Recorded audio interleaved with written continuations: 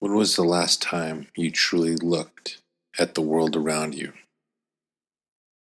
Not through a screen, not a post, but just looked at the way the sunlight dances through the leaves or how the butterflies move without a care in the world.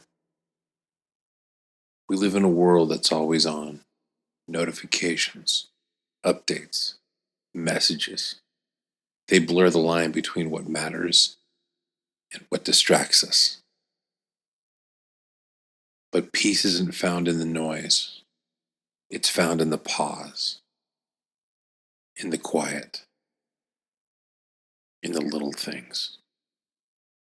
Like the gentle hum of bees doing their quiet work, like the colors on the butterfly's wings painted by nature's hands, like the stillness that reminds us you are here, you are alive.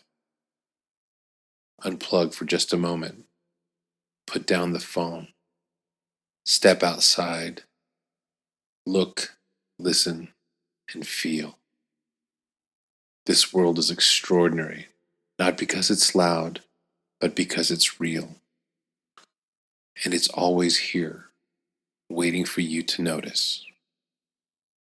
Mind the little things, because one day you will realize they weren't little at all.